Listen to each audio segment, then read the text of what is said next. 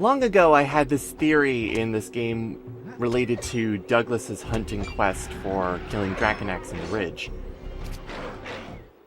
where I always wondered what would happen if you went a little bit too far with killing all of the Draconex for their fangs, because I always wanted to get as many Neopoints as I could.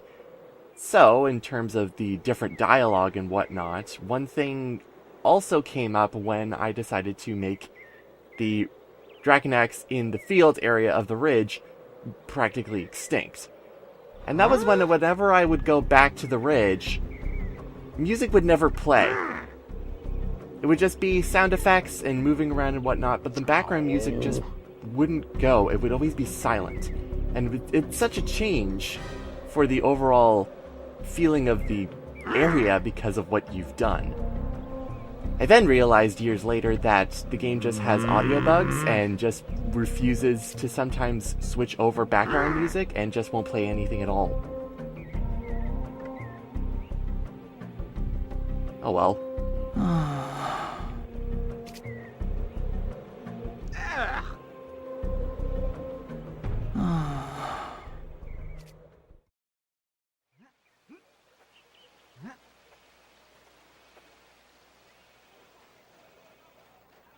Hello everyone and welcome back to Neopets the Darkest Faerie. Last time we freed Cogum from the chieftain, and today we're going to be, well, doing some exploring of our own, some free time for ourselves, so no story progress is going to be happening at this point. Today we're going to be spending all of our time actually hanging around in the Meridel Plains, the area that we've kind of dealt with a little bit, but not the entire map so far. So let's start off with a nice treasure chest, which gives us a whole hefty sum of Neopoints. And begin our way of actually exploring not the western part, but the eastern part of the map.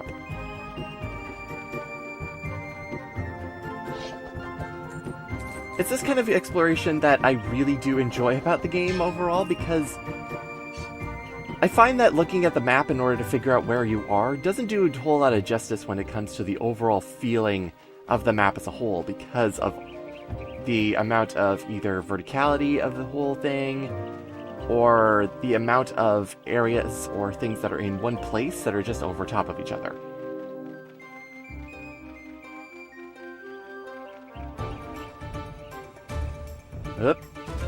Hello? Where'd you come from?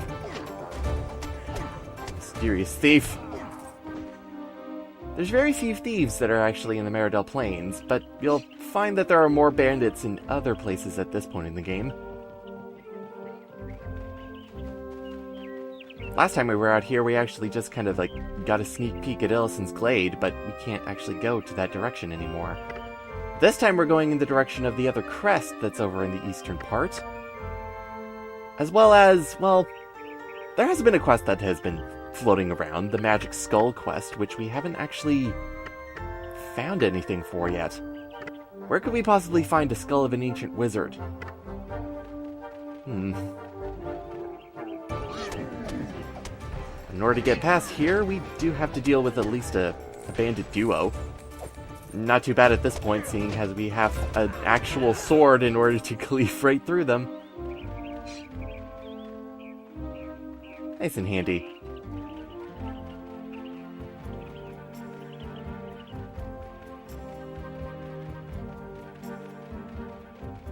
The way to break up the map is just this entire... Who would dig this out? It looks like it should have been duggan out. Duggan? Anyways. Doesn't look natural. Except this might have been by natural means. Another bridge that's broken. At least we get a nice view of the... I guess the fortress over there? So yes, we can't actually go too far, but we still have to find Brindle again. This time it points us to an entirely different village that we haven't been to yet. We've heard note of, which being Bogshot anyways. But we can't do anything about it just yet. It'll be a while.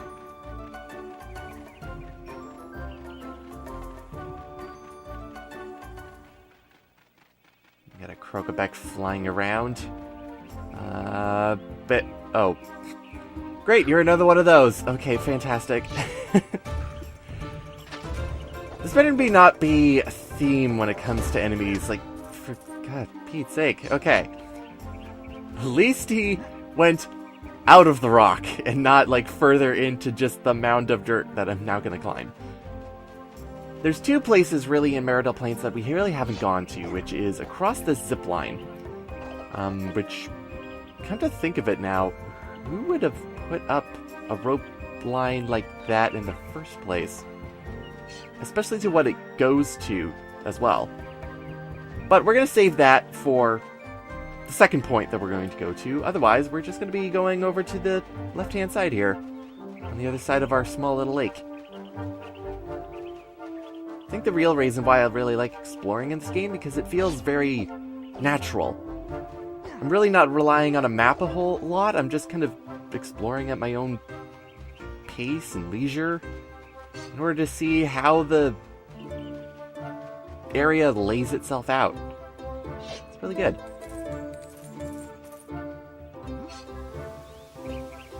Another zip line over here, which kind of leads out into the water.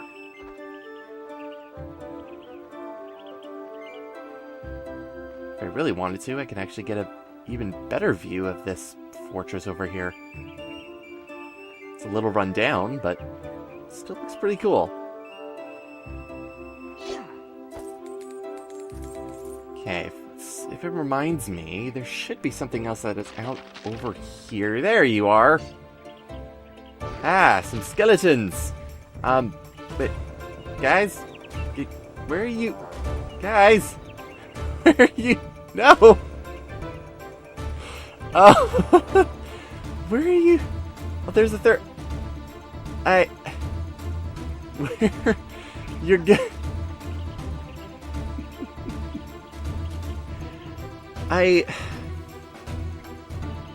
Oh, okay. You're just gonna stop there? Okay, that's cool. Oh.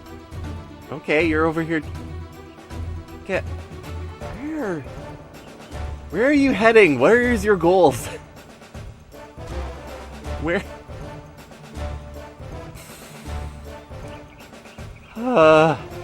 You're also in a place that I don't think I can even get to. Yeah, I'm getting jumped over, so I can't even...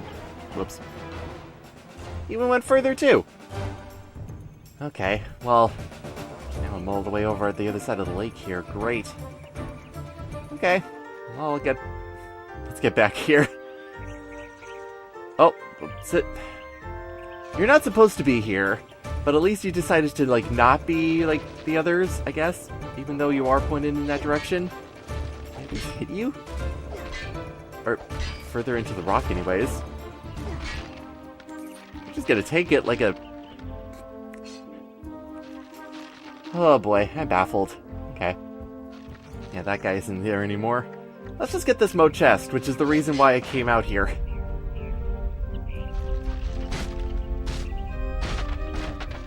Sometimes the weirdest things are just in the programming of the game. Another Fiora's potion? Wow. Something tells me the game is telling me to use magic a whole lot. Also hearing things. Anything? Doubt they're actually going to respawn back in their original locations. To be completely honest, I don't want to deal with this a whole lot more. I wasn't expecting this today.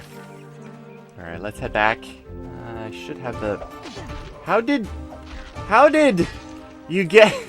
How did you get up here?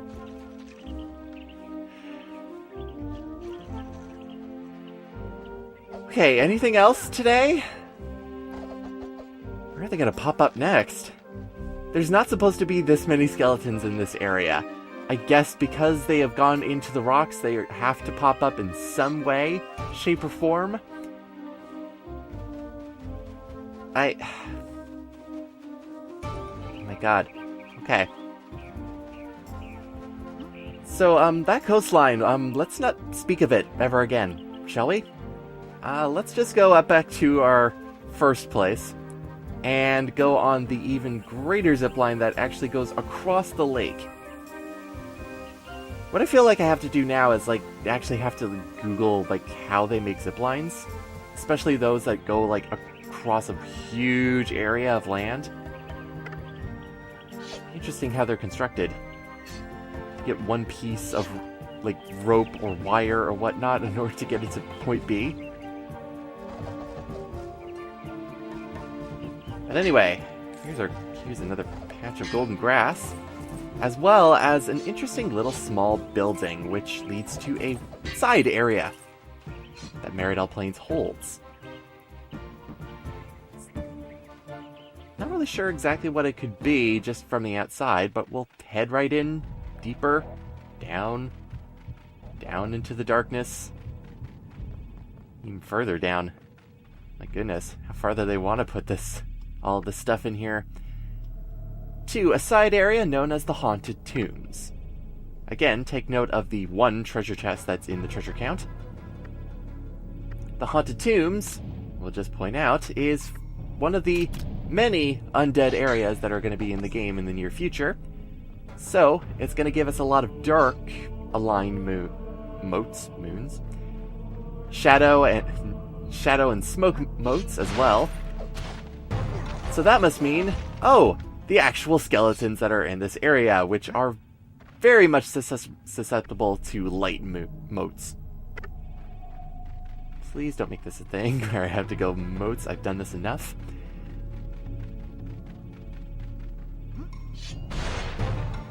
Whoa. Okay, you're going to explode out of the coffin? The coffins take 3 hits in order to take down, but there is an interesting thing about using the jump slash against them. The jump slash is known as kind of a more powerful move in order to use, but it also constitutes as 2 hits in some cases, mainly for breakable objects. So that's why it takes 1 jump slash and 1 regular slash in order to take them down, even though there's 3 hits in order to do it. Now we have this big pit area. Yeah, the skeletons aren't really that bad in order to deal with, especially for the dumb skeletons. They're the easiest little lackeys to deal with. Except I don't want to be near the edge. Because this pit is, let's just say, intriguing. Especially when it comes down to how the game figures out what to do with your character. Let's just say that. So there's some things over in different parts. There's a guy over there. But over on the left-hand side, I can see a moat over there. It's kind of hanging around in the pit. Let's see if we can't get that one.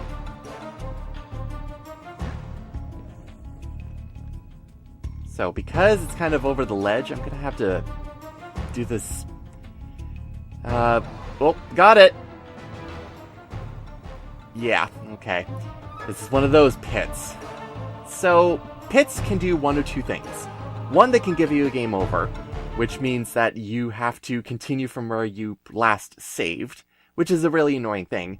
Or, the game can figure out where you actually fell, and is able to reposition you to a place that doesn't make you fall. Sometimes I find that certain pits in the game do both, where they're either able to figure it out or they're not able to figure it out, which is strange to say the least. It's almost like the coding of the game is not entirely perfect, but if you can get a good hold, you'll notice that the moat is actually too far down in order for you to actually get it. It's a red herring of sorts. Yeah. What a world. Okay, well, we can't get it, which is not too bad, but you kind of learn a little bit more about pits. Because the chasms in Kogum Steppes, you can fall off of them as many times as you like. It'll always know where to reposition you. Or fall into the water of some places. But I always find it to be very inconsistent. Yeah, that's that guy over there. There's also a moat over there. I don't think we're able to get that one either, and I'm not even going to try because I don't want to get multiple game overs in this time. But our skeleton wizard here, a magic enemy, dropped the skull that we need. It also seems to be a little bit bigger than what we just fought. But now we can head back to Meridel in order to drop that off and see what kind of prize we get.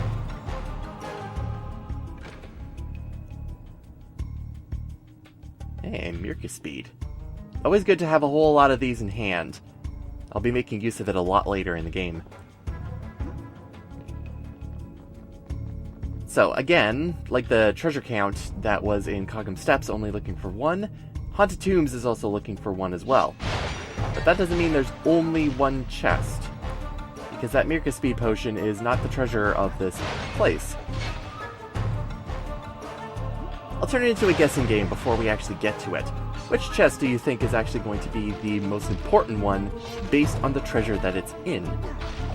It. Because it could be this one. Who knows? Well, it's just a kind of a fuddy-duddy moat. But nope, not that one. We still have another, well, short little run around in a couple hallways in order to get the rest of the treasures. Because there are a few left. A moat chest. Hands up if you think this is going to be the one. Dark aligned.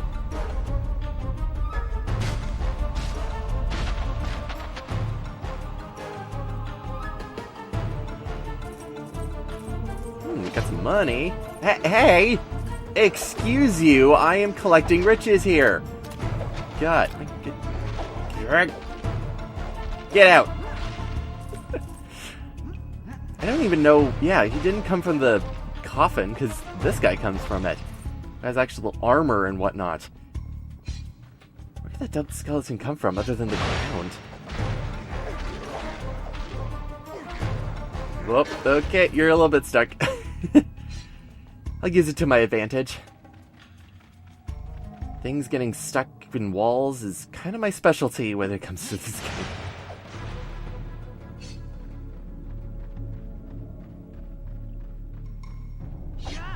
And... surprise! Honestly, I don't think I even need to stun these enemies in order to really get rid of them. But I should always make sure that I'm topped up. Stunning isn't always guaranteed as well. There's probably some enemies out there that are immune to stun. God forbid I actually know what enemies those are, because I haven't gone around in the game in order to just kind of stun check all enemies.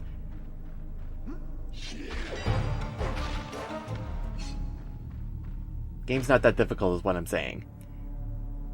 Ooh, there we go. Really good treasure. A red egg. The health keeps piling on, and no, it's definitely not the treasure.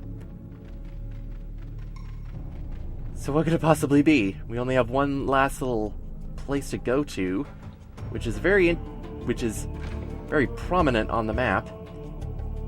We got a fire moat in this one, and if you best guessed that it was the very last chest I was going to open, ding ding ding, you're a winner! That fire moat decided to be the treasure that counted for some reason. It kind of makes me think that sometimes if there's only one treasure chest that the map is looking for, it's just looking for all of the treasure chests in order to be opened. I have nothing to back that up, but sometimes I want to say that's what it is. It's always good to get a 4-leaf clover as well. So yeah, this area is not that too bad. Pretty much only need to go in here for side quest reasons. And other than the moat business, that's pretty fine, to be honest. Because now we've made our full loop. We're over on the ledge that we looked at the very beginning. And now we can head on our way out. Which is perfect. So, that pretty much sums up Meridel Plains overall in a nutshell. So we'll head back to Meridel, drop off the skull, and then ultimately report back to the king. See you next time, everyone.